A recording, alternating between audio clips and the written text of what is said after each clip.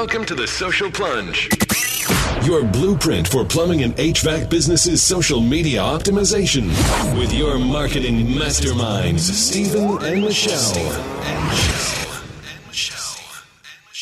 Welcome to the Social Plunge, your plumbing and HVAC SEO social media podcast. Steve will not be here today, but I have some very exciting information for you, and I have Stephanie in the studio. Hey, Stephanie. Hi, Michelle. And we are going to talk about creating great content for the web, and this is really great because it goes beyond Facebook. Normally, we talk a lot about Facebook and Twitter here, and this is really going to touch on making great blog posts, Google+, and sort of just in general, all of the things that you want to take into consideration when you're writing for the web. Stephanie, I think that a great place to start is with what you do here at HVAC SEO and, just give everybody a rundown of what your responsibilities are. Sure. I work on content with a focus on developing strong copy for our clients' websites. One of our goals is highlighting our clients' strengths, and my job is to make sure those strengths really stand out to readers. If someone is drowning from a burst pipe, we want them to look at our client's website and say, without hesitation, I'm calling these guys. So we want readers to feel trust and peace of mind, and that's what we portray through our client's website. Yeah, I think it's so important to have sort of a very personable approach to writing, and I think it makes a lot of sense to sort of highlight that, especially when people are in such a time of stress. Like they typically are when they want to call an HVAC contractor or a plumber. So what got you started in the business of writing for digital? Well, like a lot of people, I sort of stumbled into web writing and internet marketing. I previously worked in book publishing. Even though I love books and I love to read, writing marketing copy for books is substantially different from writing copy for, say, a small business. When you are writing for a small business, you are solving a problem. You're trying to find out what your customers are looking for, and you have to address their needs as clearly as possible. I was always drawn to this type of no-nonsense writing where you get right to the point. Here's what we can do for you. Here are the benefits of working with us, and that's what we do here for our clients' websites. Once I started learning more about SEO and web copywriting, I realized there's so much we can do for businesses, especially small businesses that are looking to grow. Because once you have strong content in place, all the other elements like web design, SEO, everything will play off each other much more smoothly, and you will have a much better chance of catching and holding a reader's attention. Yeah, it makes a lot of sense. I think a lot of people falter when they write for the web, and that, there's this huge focus on SEO and on analytics, and you definitely want to take those things into account, but I feel like you can't underestimate the importance of making it all come together with great branding. And I think branding is one of the hardest things to do. It's very abstract, and having a great writer definitely helps. I just want to break it down kind of for our listeners. What makes a great site, and what are the elements of a great page? Well, with any website, you want to make sure all of your pages provide essential content for your readers. This means each page should inform and then lead the readers to a call to action. For plumbers and HVAC companies specifically, you want to include pages for all of the services you provide. You want to make sure customer testimonials are featured prominently, for example, at the top of the home page. Basically, you want your site to communicate that you are capable and experienced in your field, and that you have satisfied customers to back it up. If you start to think of your site in more economical terms, that every space should be filled with material that will get your reader one step closer to calling you, it will be easier to present yourself as that go-to plumber or that go-to HVAC expert. Yeah, and it's very different in a lot of ways with social media, but there is a similarity in that you want everything to sort of be placed in an accessible way. We've talked about sort of minimally incorporating certain things like CTAs, Facebook apps, for example, that link your Twitter account to your Facebook page. All of these things really make a huge difference. I'm not sure if we've discussed this before on our show, but there is now a special book now button that is essentially a CTA on a Facebook page. So it's very similar to a blog. It's clickable and shareable. So you definitely want to add that, and it should be right on the top bar, sort of where right next to your profile picture, you should have the option of creating a CTA button, and that's really useful for any business on social media. I really wanted to talk about great content specifically, just because clients that we work with are often missing a lot of the elements of a great site, and are usually they come to us with a certain idea about how they should approach their internet marketing that is really doesn't go as in depth as maybe it should. Stephanie, what do you think our clients are usually missing in terms of copy on their pages? Well, two things come to mind. First, not honing in on their customers' needs. Many websites say things like, "We are the plumbing experts," or "We're the best plumbers." Well, anyone can say that, really. You're not telling the customer how you can help them specifically. This is where a lot of businesses have trouble in their web copy, because they are focusing on their company's features without mentioning how that relates to their customer's problem. So, for example, if you provide same-day service, mention that you can give your customer peace of mind faster with same-day service. Always connect what you can offer with how it can solve your customer's problem. The second thing we notice is sometimes a client will focus too much on SEO itself, and it shows in their web copy. With the Panda update, as most of you know, we can't write things like New York plumber or plumbing in New York 5 times every other line. You have to write for a human reader first, Google second. SEO is important to get your website ranked and discovered, but it works best when paired with well-written content. Actually, what we're doing now for our client sites is developing a homepage that will hook readers in from the get-go. And we're doing this by analyzing our client's potential target audience. We have created a sort of model customer and accounted for her every need, desire, and fear. Interesting.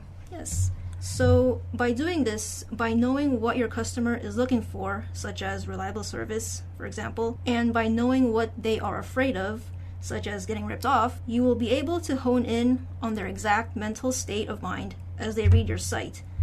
And if you provide what they are looking for, they're more likely to pick up the phone and call you. Definitely. I think it makes a lot of sense to sort of take your marketing to the next level by sort of thinking about person that you're trying to reach, as opposed to, just thinking about how you're going to get people's attention. It's not necessarily about your phone number and the name of your brand getting out there. I think it's about the context of those pieces of information and like how you place them, great copy or a great Facebook post or a great ad. Definitely. So we wanted to have a bit of a Facebook, Twitter, Instagram, Google Plus, and blog, WordPress blog workshop here. And I think that first and foremost, I think language and tone is something that we need to really think about as a brand. And it's where a lot of plumbers and HVAC contractors sort of fail in their marketing, their capacity to sort of seem like they have a unique character and that they stand out from the rest of the plumbers and the HVAC contractors out there. So, Stephanie, what kinds of language would you suggest, and what works well for our clients? Like, what kinds of tones do we sort of incorporate? Well, this is a good question because it actually depends on how the individual client wants to be portrayed. We try to strike a balance between formal yet conversational. And again, you have to remember your main audience. If you cater to commercial customers and business owners, your content and tone will be different from a company that caters to homeowners. And as Michelle mentioned, every company has that one thing that makes them different from the competition. Even though all of the other plumbers can clear a clogged drain, maybe you can do it faster, maybe your technicians are friendlier, maybe you specialize in a service that is unique to your company. You want to highlight what you do best and communicate how that can make your customer's life easier. What your customer really wants. When they say, "I need sewer line repair," they are actually saying, "I cannot stand my toilet overflowing every time I flush, and I just want my bathroom to be normal so I'm not late to work every morning." If you can hit on that nerve, that pain point, then you are on the right track. Yeah, it makes a lot of sense to sort of take advantage of the fact that all of your customers have something in common, and it's probably their emotional state and how they currently feel about what's going on in their home. It's never an easy situation to be in when your toilet's overflowing, or, you know, you face potential property damage issues of one kind or another. You know, really thinking about that and taking advantage of the fact that you're a service that helps put people at ease can make people respond really well to any kind of content. You pretty much want it to be worth people's time and to really speak to how they're feeling. So with that, I wanted to talk a little bit about 4 key factors that I found really works well for blog posts, social media, digital marketing in general. And I call them the 3 Bs. So it's a boldness, brevity, beauty, of course, and usefulness or shareability. So you want to make sure that your posts and your content are bold in the sense that you're showing yourself, as we talked about earlier. You really want to reveal to everyone who you really are and what makes you interesting and what makes you unique. You also really want to be very brief with your content. This especially goes for social, which already has limits on characters and how many words you can use in a post, but you definitely want to give yourself even more limits. On Facebook, 40 characters has been shown to receive 86% higher engagement. That's a crazy number, and 40 characters is a very, very short post. But people really like to digest very simple pieces of information, and if you can get your point across in as little words as possible, it's definitely going to be a more condensed and stronger post. So for Twitter, you definitely want to stay within 100 since it's more text-based, and when you do that, you get 17% higher engagement. So this is definitely across platforms. On Google+, 60 characters gets you something like 60% better engagement. So this really works. And this ties into making great headlines for your pages and for your posts.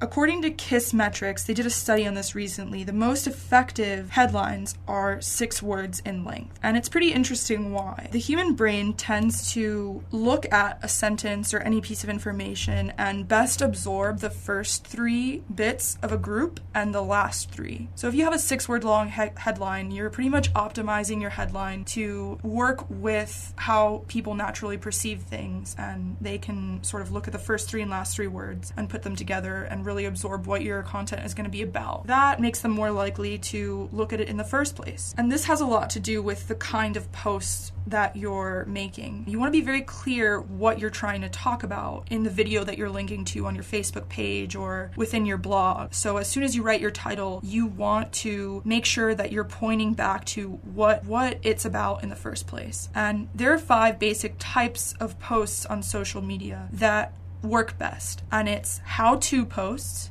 that tell you how to do something, a DIY, for example, post, list posts, posts that describe a particular thing or service, posts that explain why a user should be doing something or thinking about something in a certain kind of way, and video posts. Now, there are many studies across the web that consistently show that list posts perform the best. So if you're ever trying to think of, gosh, like, what am I going to post on my blog? You're running out of ideas. You've already talked about every single service ad nauseum. You definitely want to come up with a quick list. Recently, we had a blog post that performed really well, and it was, 10 or 15 or 5, top brands that we recommend for X service, or the top 5 ways to lower your energy bill, and the list goes on. I think people really respond well to it because it's simple and it helps them. You want to be helpful and useful, which is the next factor after brevity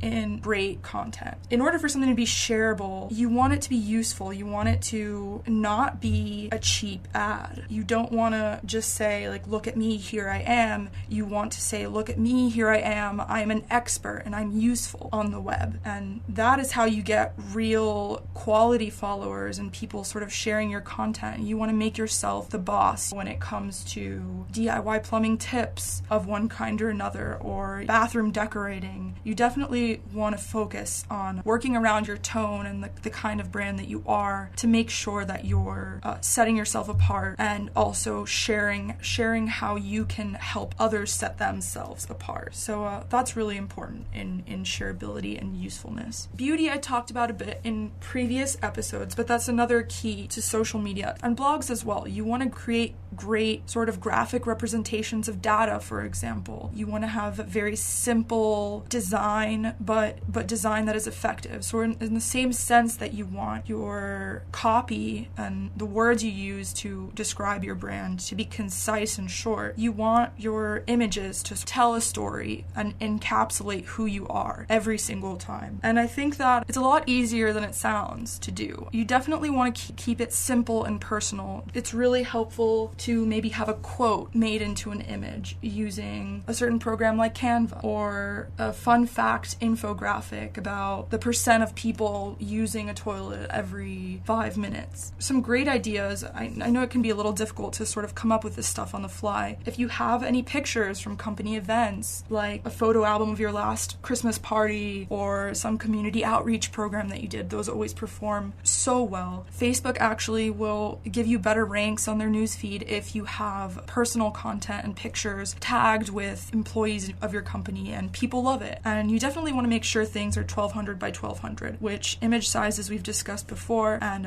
it's just so important to discuss it again, because when you create an image, you want it to be the right size. So yeah, it all goes back to being beautiful, being quality, and really adding value to people's time and making all the effort worthwhile. I read something very interesting today about having purpose-driven media, and this is something that's really not intuitive to think about. You want to be more than a brand, and you want to be more than just somebody who does something for someone in exchange for money. You want to show yourself as having values and having a sense of trying to help others and make a difference. And I think this really sets